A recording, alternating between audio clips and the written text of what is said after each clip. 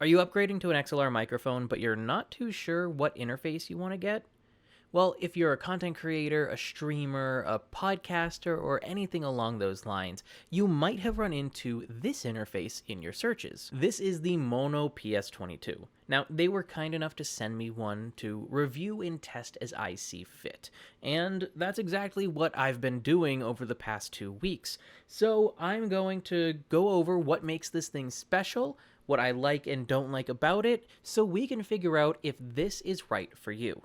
Now, before we start, today's video is brought to you by my new merch shop, Goods of the Pond. Here you can buy shirts, stickers, and other print-to-order goodies that directly support me and my creative endeavors. Check out the link in the description to see what we've got in stock. Starting with a brief unboxing, you get the standard set of items you would expect.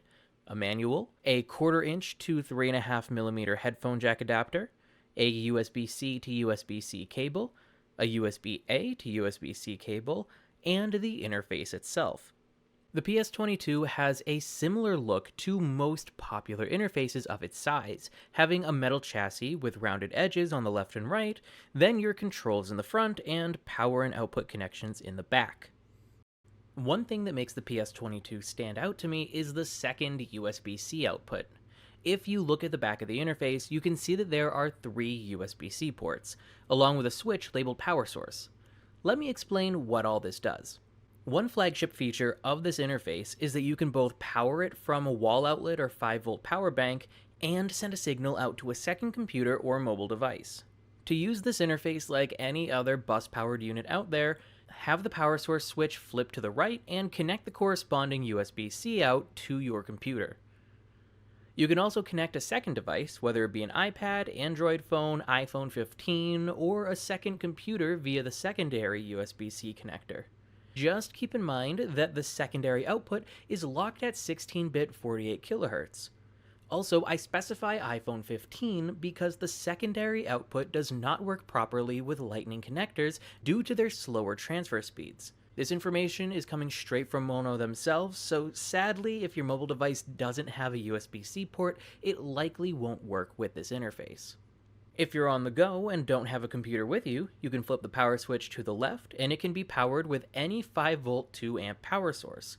Then plug in your mobile device and you should be ready to go. One feature I was really excited for with this interface was the mono switch.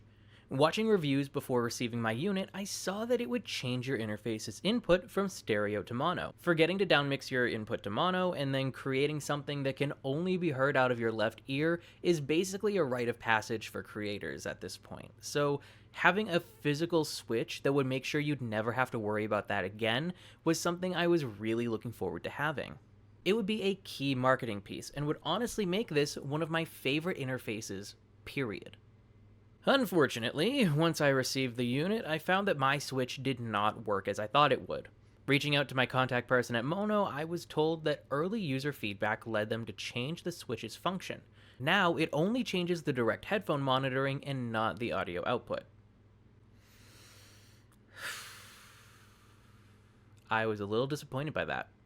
Personally, I think this change makes the switch absolutely useless, and told them so in a more professional manner. This interface is directly marketed towards content creators, streamers, and podcasters, so it's confusing to me why they would retroactively disable one of the most attractive features that this product has. So if anyone from Maono is watching this, please bring it back. The mono switch was honestly the one feature I was really looking forward to testing and getting some time with, and that feature's now useless to me. Something that I think can kind of make up for the non-functional mono switch, however, is the routing software. Now, you don't have to use this software to use this audio interface. If you don't care about changing the sample rate or buffer size, you can use this as a plug-and-play interface. But this software does allow you to change those aforementioned settings as well as route the inputs for 4 virtual channels that can be used to allow you to record various programs alongside your microphone.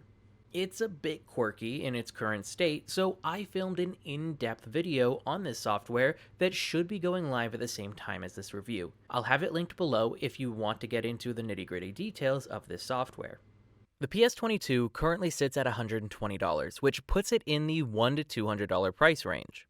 As far as dual input audio interfaces go, one of the kings of that $100 to $200 price range is the Modu M2, which, funny enough, is the interface that most of this video has been recorded on, as that's been my personal interface for about 2 years now. So I thought it would be a good idea to directly compare the audio quality between the two. When it comes to comparing audio quality or just talking about audio quality itself, I am a big subscriber to Show Don't Tell. Now, what I mean by this is that if we're comparing the audio quality of the Modu M2 and the Maono PS22, I would much rather have this one microphone be plugged into and recording on both interfaces and then switch back and forth between which input this video has, Booth Junkie style.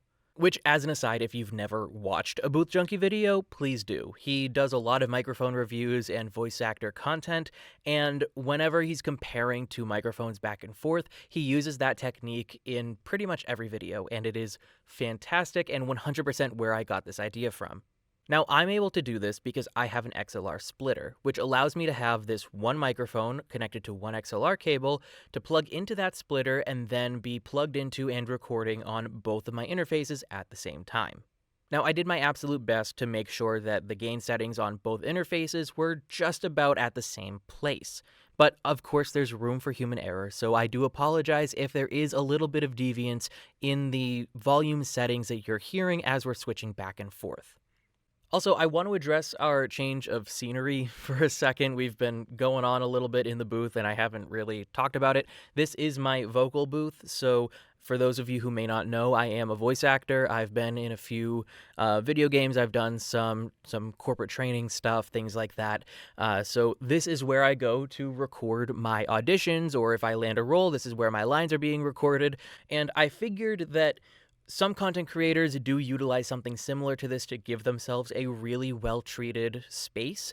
I also understand that some voice actors may be looking at this interface and want to know more on it. So I figured having the actual audio back and forth, the audio comparison portion of this video being in the most treated space that I have, I thought that would be better than just sitting at my computer.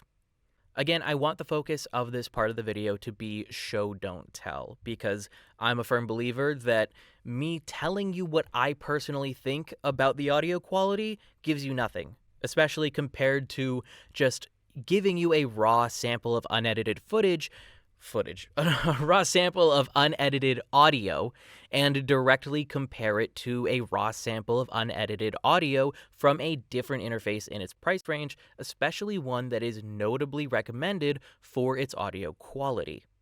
I think I've rambled on long enough and have given you guys a good enough audio sample to judge the quality for yourselves. So let's jump back to past me to finish out this video. Alright, so what do I think of the PS22? I think there is genuine potential for this to be an incredible offering on the market, but Mono seems to be getting in their own way. Neutering the mono switch is a huge point against them in my eyes, and there's also a few quirks with the routing system that I go more into detail on in my dedicated video. Honestly, if they reverted the mono switch back to actually affecting the audio output, I would genuinely be a huge fan of this interface. The software is still usable if you know what the quirks are, and could be really handy for forcing mono on your output or recording different applications alongside your mic.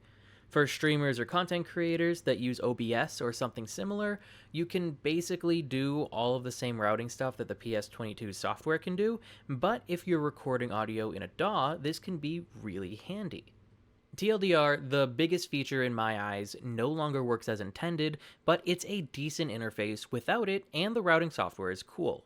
For $120, I think this is a solid contender that has the potential to be amazing.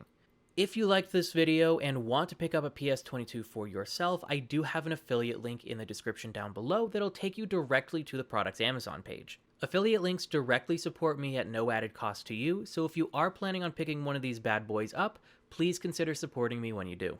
That's going to wrap up today's video. How do you think the PS22 stands as a mid-tier contender?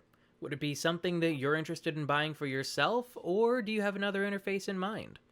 If you did like this video or my reviewing style, let me know by leaving a like and commenting what your favorite part of this video was.